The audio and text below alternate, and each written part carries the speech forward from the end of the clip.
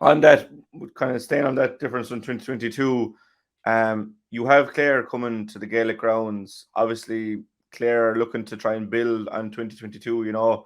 They got as close as anyone to Limerick. They were arguably the best team against Limerick. The draw, the two draws in Cusack Park, and the Munster final was a draw really, and Limerick won an extra time. That I think it's important for Limerick to get off to a good start against Clare, and try and put them in their place earlier on in the year, because you don't want to be giving a young team like that more confidence than they already will have from what was an excellent 2022.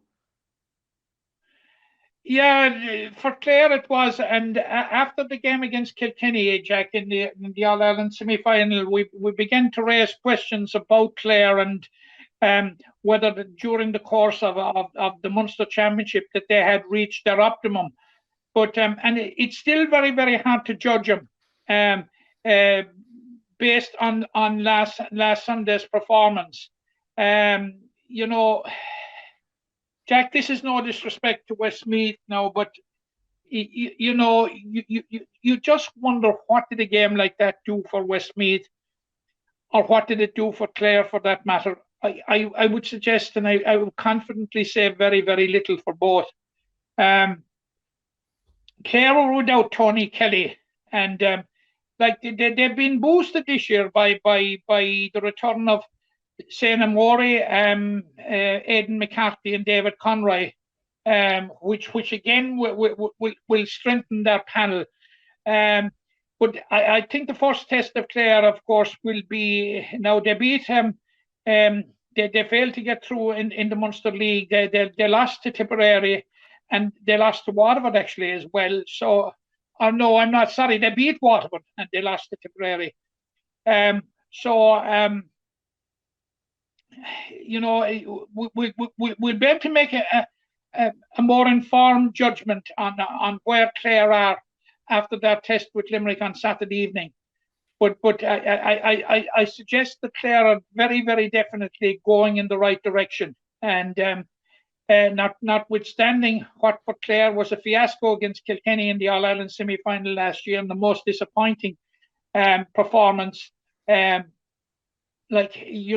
Clare are going to be formidable opposition during the course of 2023. Yeah, they definitely will. I know we don't second guess John, but if you weren't, do you think that we'll see, the likes of Garrod, and obviously Declan is injured now, but Sean Finn, Seamus Flanagan, Dara Donovan, these kind of lads, Tom Morrissey retained again, or do you think he'll probably bring in the other eight from the All Ireland team, and, Yeah, and give them their chance? I would be anticipating that we might see Will O'Donoghue, possibly Kyle Hayes, Peter Casey, um, the like of those players, maybe coming in, Barry Nash. Um, I would be expecting possibly Nicky Quaid. Um, so that he certainly will. He's certainly going to rejig it around. And Jack, you're not going to lure me down the road of trying to second guess John Kiley. Yeah, we won't second Other, guess John, but I suppose two of o- the o- other than to make some broad statements, and that's that's about the sum total of it. yeah, from the players, I suppose, that didn't play the All Ireland last year, I thought Colin Coughlin again was very, very good. And we had said earlier on the year, with Diarra Burns gone for the start of the league, that it was a chance for Colin. Adam English showed, in glimpses of what he's about with those two well taken scores. So there are players putting their hand up early, and again, it's a big difference from last year when no one seems to be able to get going in February and March time, whereas it's a huge bonus for John anyway that there are lads that are putting their hand up very early this year. It is, we anticipated that Colin Coughlin would come into the frame for the half back line last week, and it was an opportunity for him, and I think, and all the consensus is, and Jackie Carroll referenced it in the Sunday game on Sunday evening. I think he grabbed his chance with both hands. I thought Colin Coughlin was very, very good. Adam English definitely showed signs of what he's about, and you had a few players coming off the bench, like, and you'd like a Kieran Barry getting another run. Shane O'Brien making a league debut, and that is something I think that we have flagged in this right for the last couple of months, actually, Jack. That Shane O'Brien would not only be in the running to be in the panel, but to be on the match day squad and possibly pushing for the first 15. And yeah, sorry. Donegal Dalek came on, made his league debut, got a point as well. Donegal Dalek came on and you know he got a good score. Is going to be a lively corner forward. Would he possibly get a start against Clare?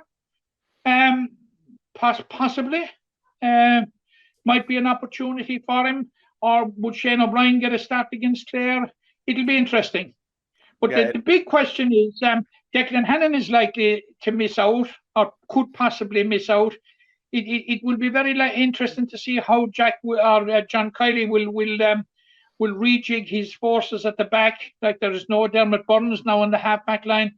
Could it be somebody like Barry Nash that will be at centre half-back? Or will Dan Morrissey move to centre half-back?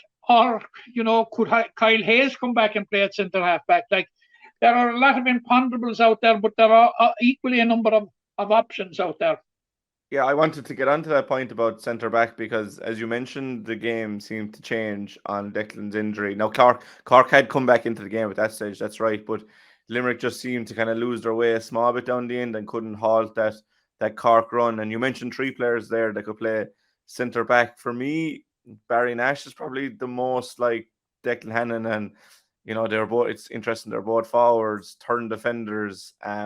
Both have a beautiful strike of the ball. Dan Morrissey and Kyle Hayes are probably more abrasive in the tackle. Obviously, Kyle was exceptional for the 21s back there. Dan has slotted in there. William O'Donoghue has played there for Na Piarsaigh and won a county title there. That there are options, but you know Declan Hannon's role is nearly, arguably, the most pivotal role in the field. He's the most pivotal because, you know, simply because two reasons, Jack. He's such a wonderful hurler, as he showed last. Absolutely, you know, he makes hurling a beautiful game, and he makes it look so simple that it goes under the radar. All he does, you know, and then he's a total natural leader. Like, you know, the record books, you know, they show, and there's a reason for it. Has led his county to win 4 All-Irelands. You know, that type of leadership, you just can't buy it, or you can't clone it, you can't mold it, you can't do anything with it. But like it's the biggest pair of boots on the team to fill at this stage. So it'll be very, very interesting to see what John Kiley will come up with. You know, Barry Nash sticks out to me possibly as well. He was the first I named, and it'll be interesting. It'll be very, very interesting. We'll wait with bated breath on Thursday evening to see what the composition of the team is. Yeah, it'll be interesting, but it'll be vital at the same time. But the thing for John is that they have plenty of candidates for that position. Before we move on from the game, you know, we haven't really spoke that much about Clare. We mentioned the league win over Westmeath, but they are a dangerous side, Matt, and they've a lot of nice players coming through, and we've seen a load of them in the colleges, and we will get to the Fitzgibbon in a while. But you know, Mark Rogers seems to have no ill effects from that injury he suffered. Robin Mounsey is playing very well for TUS. Shane Meehan, and you obviously have the likes of Tony Kelly and John Conlon has to come back into the side. Diarmuid Ryan, we saw him for Mary I, Davy Fitz, Ryan Taylor, that you know they won't have any fear, you know, of travelling the short distance over to the Gaelic Grounds. None whatsoever, Jack. None whatsoever. You know, both counties relish meeting one another. The rivalry is intense, and the byproduct of it all is that they bring out the best in each other. So, no, Clare will come with all guns blazing because Clare will see this as an opportunity. All right, they have beaten Westmeath in the first round. Get a win over Limerick. And they're 4 points from 2 games in 8 days, or 7 days. And Jack, you know, they're immediately in the mix for the knockout stages. There are semi-finals in the league this year, I understand. Yeah, there is actually. We had that wrong last As, week. There is semi-finals. as if we hadn't enough of you know, as if we hadn't enough of games, if we hadn't enough of clutter in the fixture list, and so much for those that continuously go for about burnout. But yeah, like, you know, a second win for Clare, and it goes a long way, Jack, towards the semi-final spot.